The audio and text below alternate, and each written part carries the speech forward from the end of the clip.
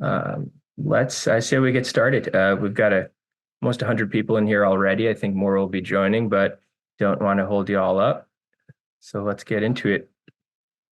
Symphonic, today we'll be talking about mastering the marketing drivers that get your music heard.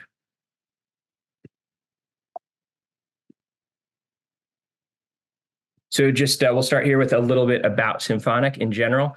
We are a 100% independent distribution company out of Tampa, Florida.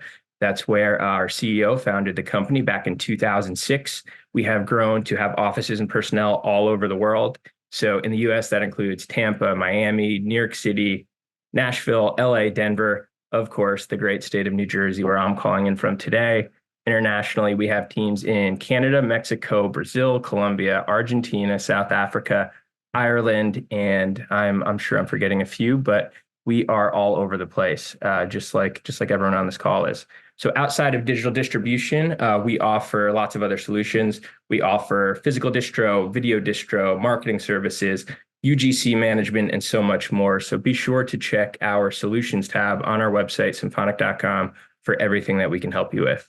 So we also deliver to over 200 DSPs worldwide. And our marketing team, we're in regular contact weekly, often daily, with over 25 of our DSP partners, where we are pitching your releases to our DSPs. Those pitches are completely based off of the marketing driver submissions that we receive from you all. So that's really what we'll be getting into today. So we'll kick it over and Wyatt will introduce us panelists. Right on. Thanks, Greg. Greg does come to us from the great state of New Jersey. He focuses on pop, dance, EDM, alt, indie, and a few other genres. Myself, Wyatt, is based here in Nashville, Tennessee, where I focus on everything you think would fall under that umbrella: country, Americana, folk, singer-songwriter, Christian, and some rock.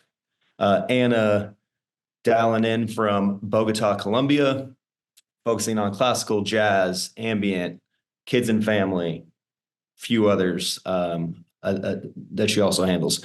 There's a team of 10 in addition, including us three here.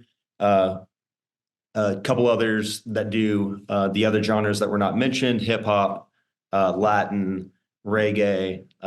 Those folks are based in New York and Miami, in addition to a few other folks that help us with the grids and platforms, which we'll dig into in the next couple slides. So welcome, everyone. Here's the agenda for today. We're going to talk a little bit more about what marketing drivers are. We're going to cover the basics. Then we're going to do a walkthrough in our SMS. We'll show you step by step how to submit those drivers and the information that we need to help you out. We're going to tell you a little bit of why we need that information and how we use them to get onto those playlists and other things that we do with them, because that's not the only thing that we do. And then we have some tips for you. You don't have a budget? No problem.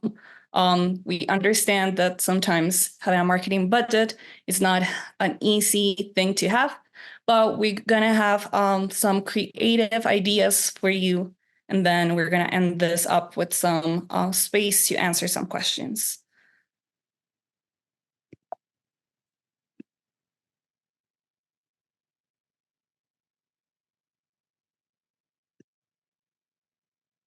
Excuse me, what are marketing drivers? A lot of creative ways to market your music nowadays. With so much music going to all the individual platforms, it's, the questions are always, how do we cut through? So lots of creative ways that we're seeing folks submit marketing drivers. So like, in addition to, is there an official music video? Are you touring around this release or album cycle? Are you putting together a third party influencer campaign? Are you, what is the cadence of your release? Is this an entire record that's carrying you throughout the year? Is this one single? Is this an EP? There's many ways to market. Ad spend is something we'll touch on as well. Again, with so much content coming through socials and DSPs, unfortunately, ad spend is not a requirement, but does help the releases. So we'll touch on that stuff.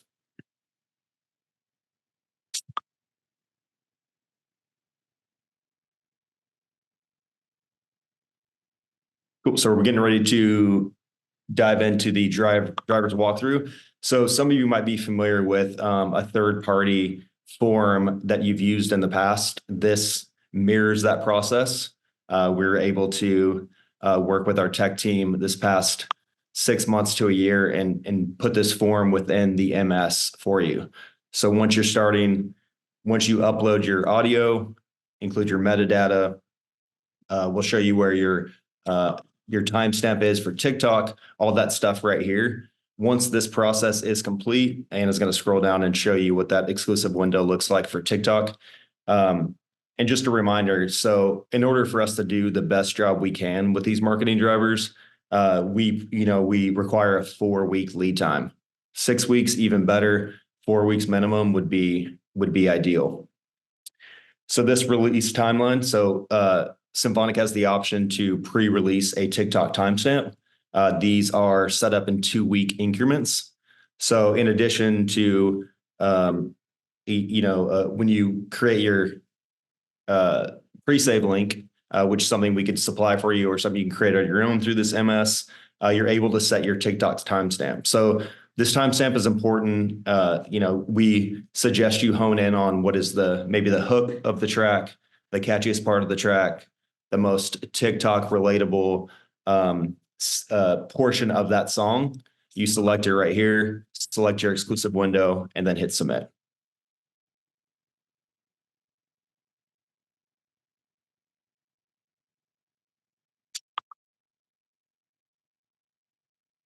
That's why it says once you're sure you have everything in place, all of the metadata is correct, you've selected everything, all of the stores that you want to hit up and everything, you're ready to hit submit release.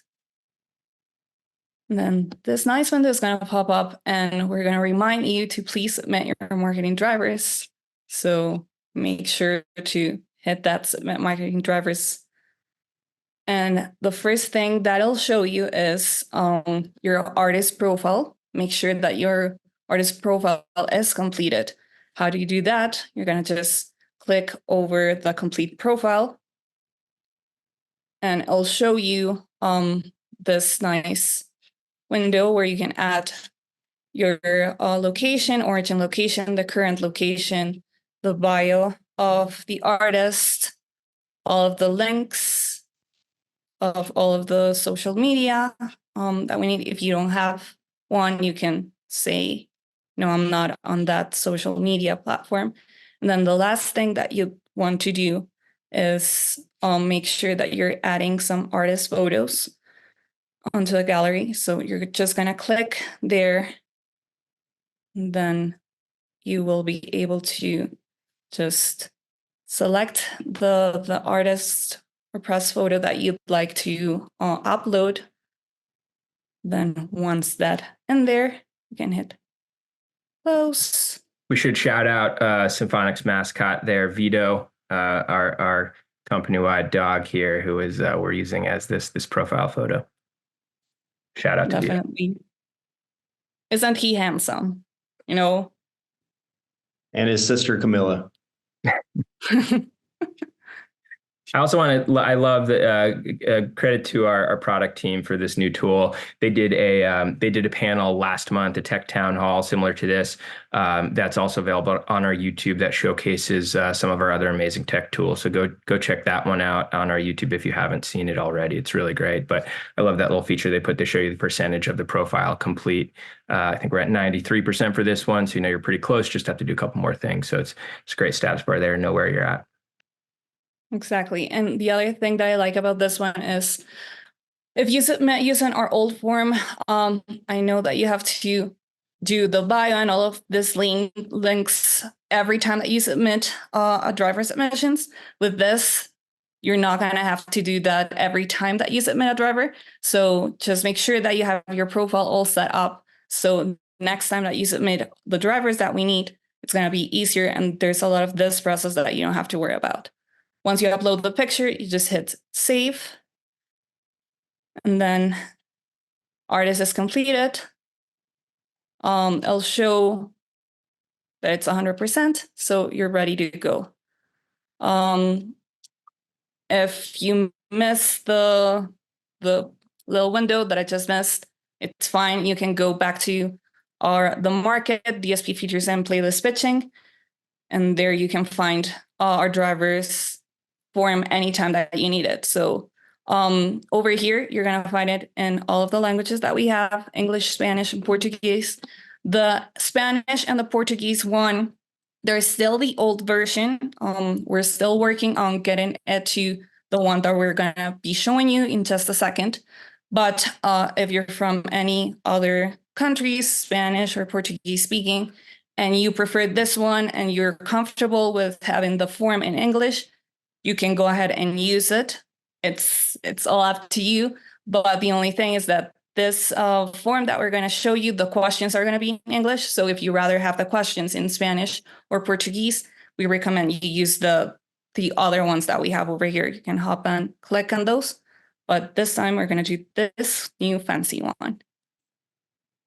So once you're in there, I'll show you all of the submissions that you have created before. You can hit the new submission one, and it'll show you the releases that you have available to create a driver submission.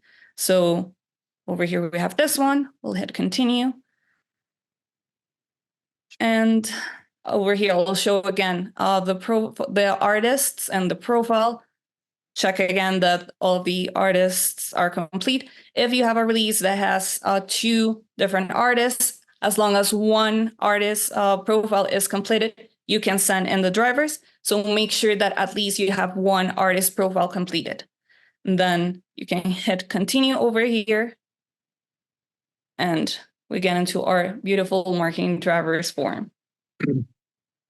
And just an emphasis on why that artist profile is important. So all that info that we're asking you to put in transfers over to our newly designed listening page.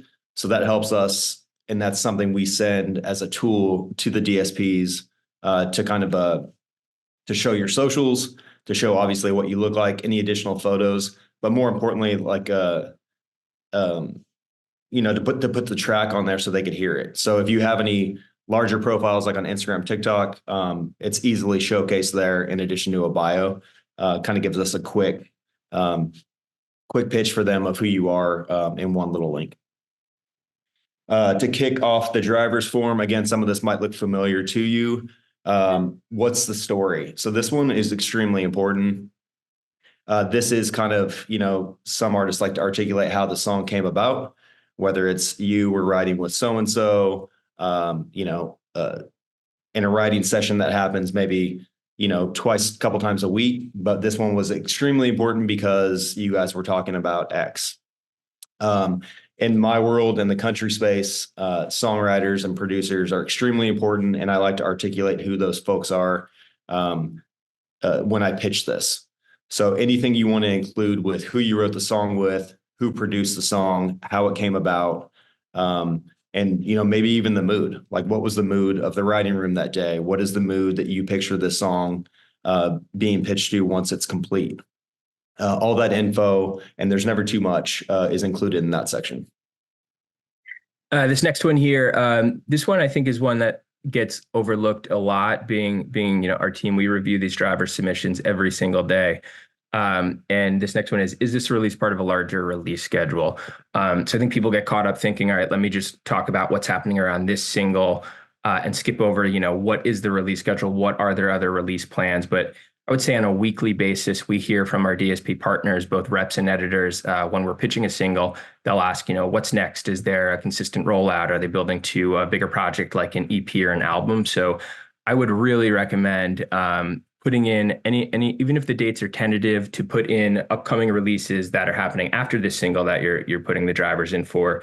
The date and the track name and listing. If you know the next 3 months what your release schedule looks like, great. If you know the next 6 months, that's awesome. But please be sure to include something in here. Even if the dates change, that's okay. It's great to have something there. It's something we know that for sure that the DSPs care about. Then the next one would be what artists are similar to the artists on this release, just so that we can get a sense of where it would fit better, how it sounds, mood wise, there's lots of playlists and lots of spaces that all the DSPs offer. So this one can help us a little bit to understand the sound better and to choose a better set of suggestions when it comes to where this can fit. Totally. And just to add to that too, is there's two ways that I always recommend thinking about that if you have trouble. Is one is like, who are some artists that you could see you or your band touring with? As far as sonically, that seems like a good fit. Those would be some great suggestions to add there. The other would be, similar to that. Who are some artists you could see your music on a playlist next to? So if you're in the rock space, is it the Black Keys or is it, something electro rock? So think about artists in those genres and where they might live on a playlist and where your music might live on a playlist next to theirs. And those are the types of suggestions that are really helpful to our team.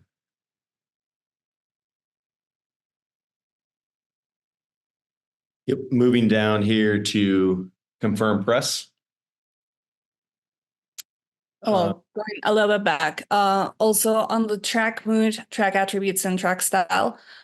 This help out also to get into those kind of mood playlists. So make sure to always select up to 2. Some of the DSPs ask. I'm sure that most of you are familiar. If you ever done your pitch on Spotify for artists, they tend to ask this as well. If it's chill, energetic, happy, it also helps. As I said, on those mood playlists. I know that it also works for Amazon whenever you ask Alexa, hey, play some chill music or anything like that. This kind of information is also helpful for us. Also make sure to select the right attribute. This is optional, the attribute and the track style. But if it's, for example, a kid's kind of music, or if it's holiday or Christmas, make sure to select that one if it applies to this release. And then going to press, sorry, No, there. that's right. Yeah, press. This is kind of a common one too that's maybe skipped over, or if you're in a certain spot in your career where you don't have a publicist, like that's okay. Even if you do have a publicist, we understand that there is a lot of lead time that comes with publicity. So if nothing is confirmed at the moment, again, 4 weeks prior to your release date is when you're submitting this. So if there's nothing confirmed at the time, it's not a big deal. Maybe you could put some previous press in from the last release. You could put some tentative stuff in, and we can confirm with you when it gets closer to the date. Don't dwell on this one too hard. And also just a tip out there for the indie acts. Like we're in a really fun space now where PR or blogs want to hear from you. Send a DM to your favorite blog. You never know. If you get a response, let us know. Include that in there, and we could always use that stuff. Yeah, it's a great point. On the shows, tours, live streams front here, pretty straightforward. If you're touring, we want to hear about it. Touring's a great driver. Something I noticed too, a lot of times artists will put a lot of effort into like listing every single tour date. You can put links into these fields, so you can just link to the tour page on your website, and feel free to put that in and mention 40 shows across the US supporting this artist. Give us a little details on the tour. Throw the tour link in there, and that's a great driver that we'll use in our pitches. I should mention, similar to the press point, if you don't have any upcoming tour dates confirmed right now, but you just came off of a big tour, or you played some really special festivals last summer, feel free to mention that as well. We can certainly chat about that. Then over in visual assets, let us know if you have an official video to accompany your release. You're going to have lyric videos, visualizers. If you have a TikTok strategy, a short strategy, those things can be good. You don't need to have a budget to do those kind of things, but especially we can say for YouTube, that's something that they really pay attention to. If you have a shorts release schedule and you're putting a short content video over there, that also helps.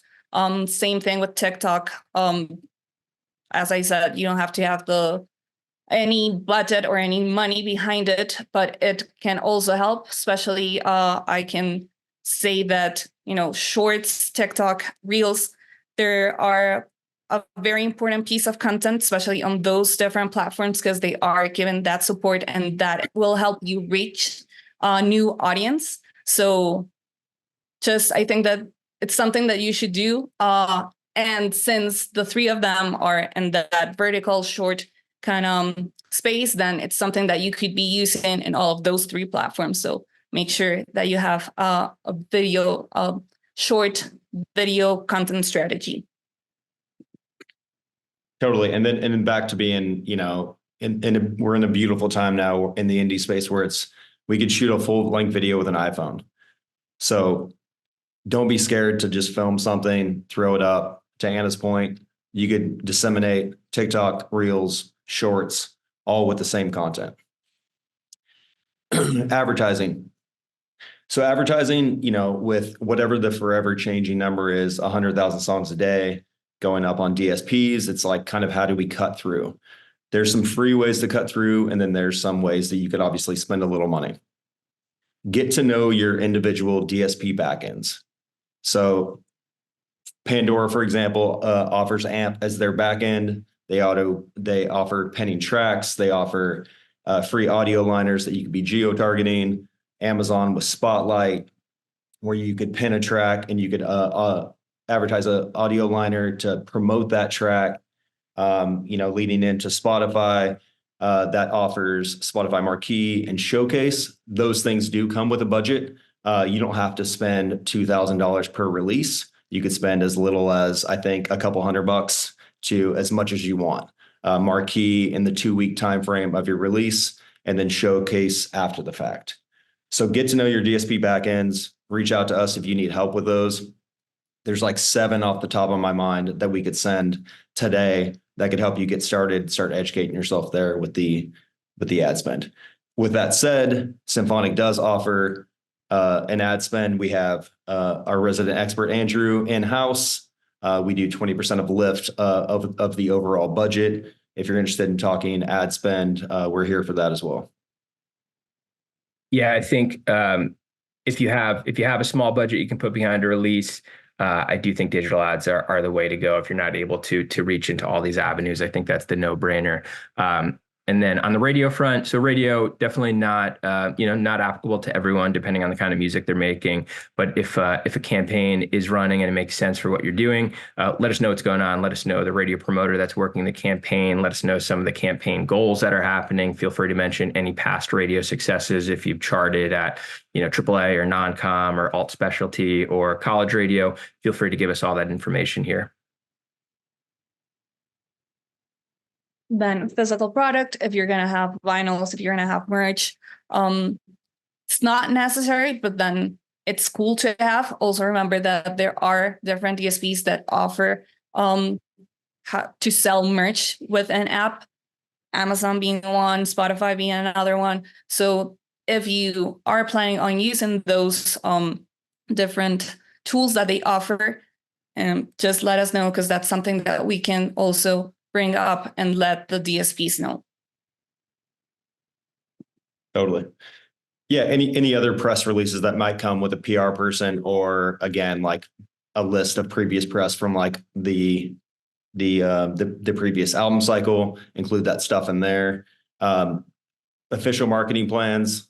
If you have one, to Greg's point earlier, and you have the year laid out, we would love to see it. You could attach that stuff here. Along with other, kind of tidbits, but this could be the hub for us to reference throughout the entire album cycle, which is extremely helpful. Well, I think that would wrap up everything we're looking for in this form. So I just want to make a note that's really important, is like these questions, these fields that are in this tool are all derived from what the DSPs are asking of us when we talk to them about releases, right? So that's really important to note, that that's where they're coming from. They're coming from either those backend grids or platforms, like I'm sure many of you recognize, as Anna mentioned, the moods for the Spotify collection. That's pretty much directly from the Spotify for Artists tool, and aligning with the pitches that we make there. And these other questions and fields are derived from all the other DSPs that we're in touch with and pitching based on what they want to hear about your releases. Then once you're all set up and you review everything that you want to send, you can also review the artist details, make sure that you have the right things over here. And then you're gonna hit record submissions and you'll be all good to go.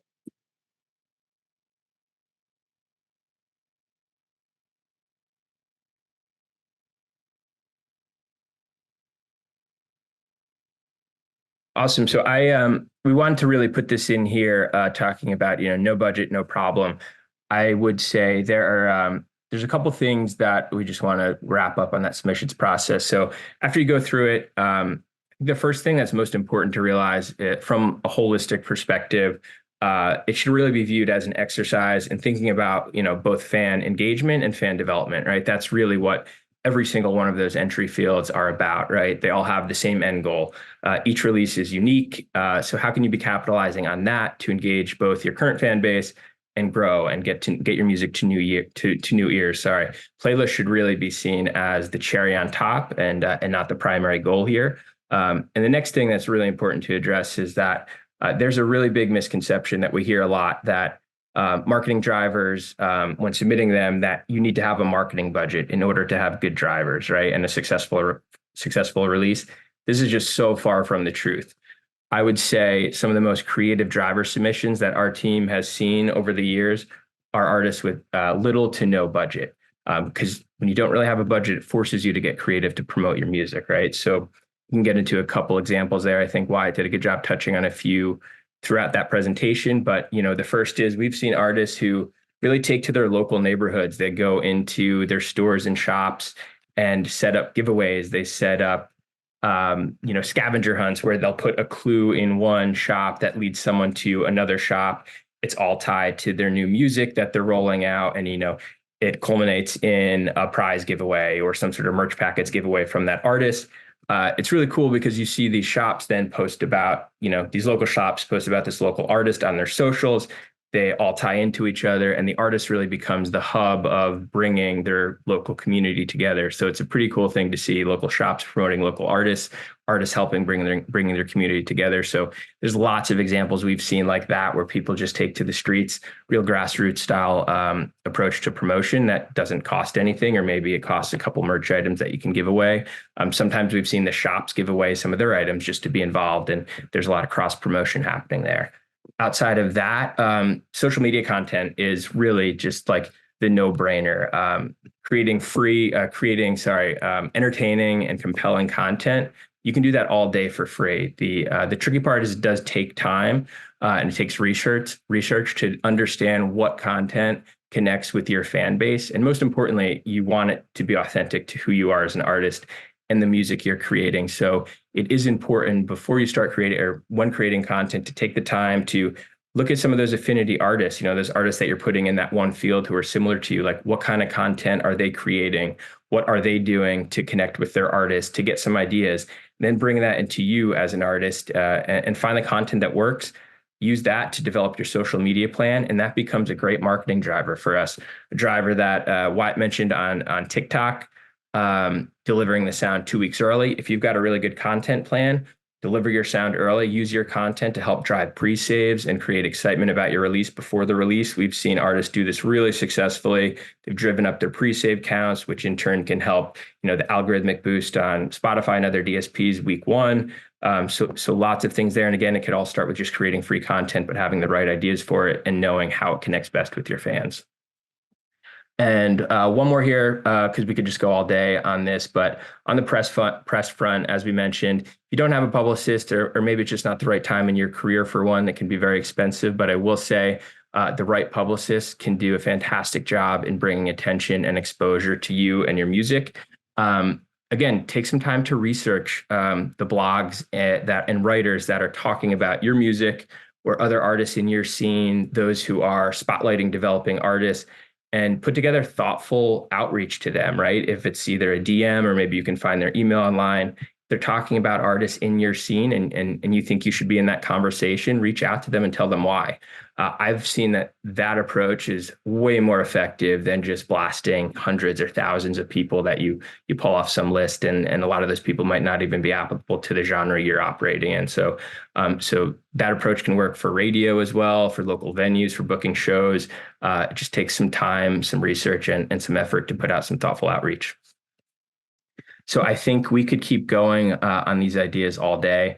And we've seen lots of examples of really creative drivers with no budget. So I'll just end by saying that if you're with Symphonic and you've been submitting great drivers, please keep it up. If you're with us and you haven't been submitting, you're definitely missing out. I think last year our team helped to secure over 10,000 playlists across dozens of DSPs just in 2023 alone. And if you're not with Symphonic, I think you should be. So I am going to take a breath, and I think we're going to open it up to some questions here.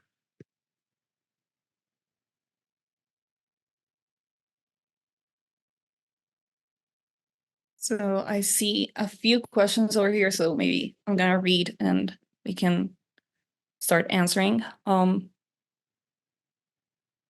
Says the first one, can you release an entire album to get it out, but then have single focus promotion? I can jump in on that one. I would say with album releases, if you're building to an EP or album release, we really appreciate the rollout, having multiple singles released in a consistent manner. Excuse me, building to that album release. We will pitch a focus track from the album when it actually drops, but having, say, 4 or 5 singles from a 10 or 12 track album, building to that release gives us that many opportunities to pitch your music, to talk about it, to build more awareness at the DSPs. Now, I think that it is also important to note that if you release a single previously and then you're gonna put it in the album as well, that one cannot be the focus. We cannot pitch something that was already out. So make sure to pitch one that hasn't been pitched before. But as Greg says, if you do that single strategy before the album, then you're just gonna give yourself more opportunities to get all of the great songs that you have inside the album into the right eyes. So make sure to do that. Cool. And just want to mention that was from Bill Mullen. So thank you, Bill. Yeah. I've seen this one a few times. So Laura and then Kim Trout also asked that they're manage artists that do Afrobeats, Dancehall, Soca, and it's a little difficult to find the correct boxes to choose. Do you have any recommendations or on how I can find the right options and targets?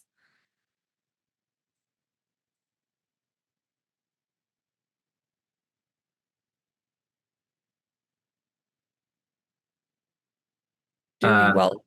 Yeah, I'm not sure if I'm following that question. I'm sorry. What I understand is that there are no options of Afrobeat, Dancehall, Soca. I don't know if that's on our end or on our submission, driver submissions, or on the other different DSP submissions like Spotify for Artists. And so I would say you can make a note of that somewhere. The client or the manager that's overseeing those genres, Chelsea, she is very good. We always go listen through the music that you send. We tend to make some adjustments where we see it fit. And then once we're having those conversations, especially I know she's the expert on those genres, so she knows a little bit more about where those fit. So you're all covered. Again, you're in good hands over there. But yeah, I would say that maybe you can add it. I believe that there should be the option to add it as the subgenre. But if not, maybe in What's the Story, you can make a little note, hey, this one falls, or I think that it falls best into soca or dancehall, so that when we're reading that information, Chelsea can have that information and make a note of that. Totally. Yeah, Kim, that goes for all genres. If you're not seeing what you are describing as the genre as an option, there's an open field for subgenre. We'll find a home for it. But also to Anna's point, if you want to include in that what's the story description when you're describing the track, that's a good spot to put it in there as well. But there should be an open field subgenre slot for you to include any of those subs that aren't available. Just real quick for Daniel and anybody else asking, yes, this is being recorded and will live on our YouTube channel. Joe Bermudez says, had a question about song genres. I do dance music and always see beats listed. Is that only for instrumentals or for vocal records with Seek beats? I could jump in there. I think if that's talking about the subgenre selections, I'm not sure. Yeah, dance would need to be selected as the primary genre, but then, there's plenty of options to select as far as subgenre based on the music you're making, whether it's, house or progressive house or techno or so on. So, or if your question is more relating to the Spotify, the moods and instrumentation, yeah, it's fine to select beats as an option there. If it's instrumental dance music, that works for us. Hope that answers your question. Okay, I see another one by DJ Sandman. As a label on Symphonic with multiple artist releases, is there a way to have the artists themselves build their artist page with bio photos? Or do I, the label, have to do it for each artist? That would be a question for Colleen, I think, if she's on here, right? Yes. So right now, they would need access to the Symphonic main account. So you could add them as add a profile to the artist. There are options to kind of restrict permissions as needed. That would be the only way currently, though that's definitely something we can look at in the future to maybe do it via their payee account if they're using SplitShare. So great feedback. That's good to know. That could be useful. Thank you. Jackie Rain has another question. Do you really need to wait 4 weeks between single releases? I was told that's a fallacy narrative pushed by the labels to open up the other 3 weeks of the month for their signed artist releases. If you have the material ready, can you not release every Friday or every other Friday? Yeah, I can jump in there. I think it really depends on you as an artist and how much music you can create and want to roll out and other things happening around that music. One reason we usually suggest every 4 to 6 weeks is just based on some of the algorithmic love or boost you might see from a DSP like Spotify, and especially their release radar playlist, which only features one song from one artist at a time until a user consumes that song in the playlist, and then it would be replaced by a new release. So say, for example, I don't listen to my release radar for 3 weeks, and then I go in and I listen to everything on it. That song you released 3 weeks ago would still be living on there. So I could listen to it and say, Joe released a new song. I could check that one out. If you're releasing every week, you start to cannibalize your own algorithmic stream. So that might be fine depending on other strategies and what else you're doing around your music, or if you just want to, continually put music out. So it really depends on your own personal strategy around releasing. Yeah, and just a little more clarity on that. The 4 weeks that I mentioned earlier is the time we would like in order to pitch the track. So you could load in all these tracks, in whichever cadence you prefer. Keep in mind everything that Greg just said and his points of cannibalizing your own releases. But also, since we're on the subject, obviously, of marketing drivers, try to make those changes in your marketing drivers. If you're submitting a track every single week with the same marketing drivers, you could probably guess how that's going to turn out. So if we are going to release that frequently, every other week, every week, be sure we still have the same lead up time, and then try to put some differentiation into your marketing drivers. We have another interesting question from an anonymous attendee. He says, how does Symphonic pitch to DSPs? Do you guys know DSP reps? Yes, we do know DSP reps. We do talk with them, and we have different ways that we do pitch that's why sending this the drivers is really important. As we said at the beginning, we're a team of 10, and each one does a little bit of their own to help with the pitches. We do forms, we do grids, we have calls, we have emails, we have a little bit of different strategies that we do to talk to all of these DSPs. So I'm just gonna say again, please do send us this information, because that's the only way that we're gonna know about the releases that you have coming, and we're gonna have the information that we need to start all of these different conversations. I don't know if Greg or Wyatt want to add a little bit more to that point, or if we want to move on to a different question. No, I think that covers it well. I see one here about the TikTok timestamp. There's a question if they need to have their marketing driver, if they have to fill out the form in order to do so. Nope, you could set that. You should set your timestamp no matter if it's going to be a pre-release or released with the track on release day. You could set that without getting into the marketing driver's form. And you should set, even if it's not a focus track or a single, you could set with a 1 minute duration your entire record. So that means it would appear on TikTok with that particular timestamp. You should set that either way, and no, you don't have to do it with your marketing drivers.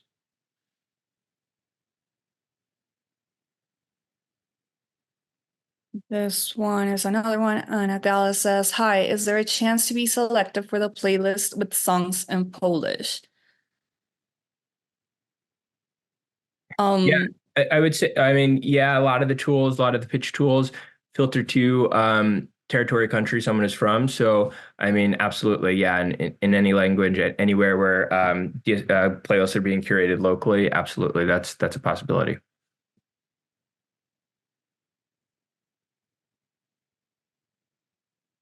Okay, here is another one. How much time, Jackie Rain says, how much time do you need to get a song on a popular playlist? Can you get it within 24 hours, or do you need 1+ days? So definitely more than 24 hours. We suggest, as we were saying, at least 4 weeks in advance that we get the information, everything. For some of the algorithmic playlists, say Spotify, when you do the pitch through Spotify for Artists, if you want to do that yourself, they need at least 7 days so that you can get all of those algorithmic playlists. So definitely try to do it as soon as possible, as soon as you put your release out with us and you send it to all of the DSPs. Try to keep on going and share the drivers. It's an extra step, and I know that it can take a little bit longer, but it is important, because if you are planning to do so within 24 hours, the chances that you get into something are very slim to none. So make sure to submit the information with as much lead time as possible. Yeah, we start most of our conversations at least 4 weeks out, and that's based on feedback from DSPs as far as when they want to hear from us on our pitches. Some DSPs want to hear about bigger releases like album cycles starting 2 months in advance. So definitely something to keep in mind. Give us as much lead time as possible when submitting those drivers. Ideally 4 weeks is what we really need.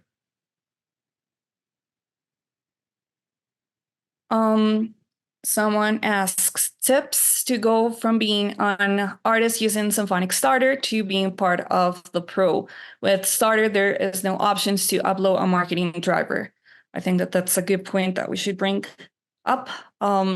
If you're in the Symphonic Starter, as you're getting 100% of all of the royalties that you're generating, then this part of the marketing process and the drivers are not quite available for you. But on our Pro account, this is available.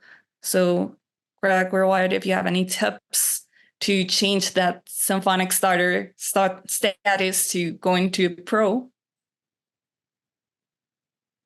Yeah, I think that's more on the account side. But yeah, I think just continuing to develop and put out great music is the best thing you can do.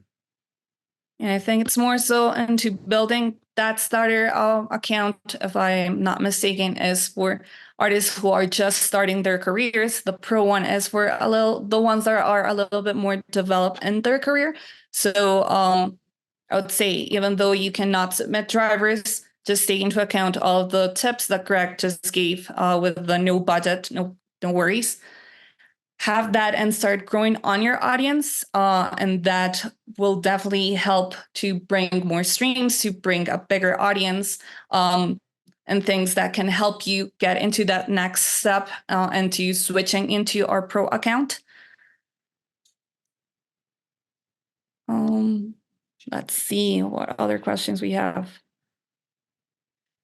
I see one here from Kevin Martinez. I have about 40 songs to distribute. Do you guys work on a one-on-one basis with the artist if the artist has a higher budget? I mean, yeah, we work directly with artists, labels, management companies. So absolutely, definitely check out our website. There's an application there that you can submit, but absolutely work one-to-one with artists. I see one more here. Can you explain more on UGC? So user-generated content is content you see on places like YouTube or TikTok where creators are using your song in their videos. What we do is we make sure that's being monetized. We have a great team that oversees that. If you check the solutions tab on our website, there's some more information on our UGC management. So we just want to make sure everything's monetized and you're collecting all the money you can and royalties you can on your sound being used in other creators' videos. I think this is a good one right here. Should I wait to submit my marketing drivers after the release is approved? No. You should consider this, since it's all baked into the same process now in the back end. You should consider it one step. Whether the release is approved or not internally for us, we're still reviewing those drivers. And the longer we have to live with them and to ask questions if there is any, or to just strictly go through them, the more time the better. So when you're uploading your audio, your metadata, continue to the next step with those marketing drivers.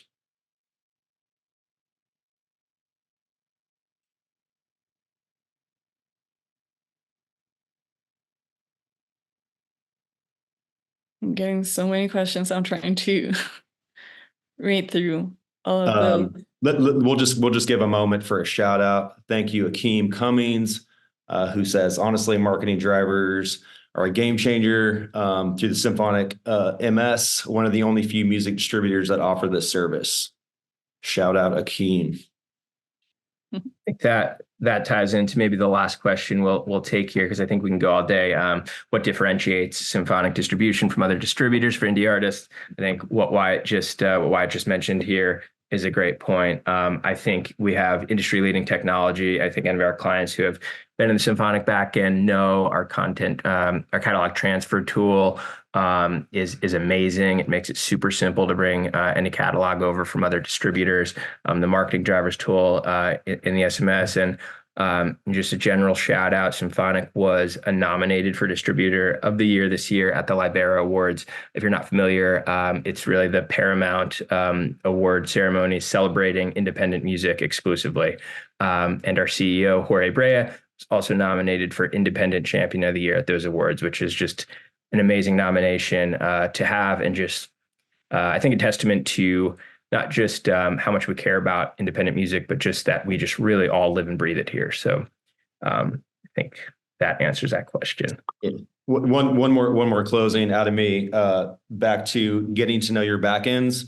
Obviously, in addition to the DSP backends, get to know our backend. First distributor with TikTok analytics. We have discovery mode reporting in the backend, tons and tons and tons of analytics that kind of have everything honed in into one section for you, one snapshot. So yeah, in addition to the DSP backends, get to know ours. Ours is free as well. So get in there and poke around. Yeah, to Wyatt's point too, we have blogs in Spanish and English, I think one in Portuguese. You can go to our support page where you can find lots of articles as well, videos, walkthroughs of our backend, and much more information that will help you. So make sure to follow us on socials, to check our blogs, to stay over there on the know. And if you have any other questions through support, you can have a ticket made, and then we can try to help you out as much as we can. I think that that's all the time that we have for today. Thank you for joining us. We're excited to be working with you. Thank you for sharing your music and sharing all of the drivers. At least I enjoy reading through and listening to all of the cool releases that get everything onto my plate. So please, please, please make sure to be sending those marketing drivers with lots of lead time as much as you can. Awesome. Thank you so much for joining, everyone. Have a great day.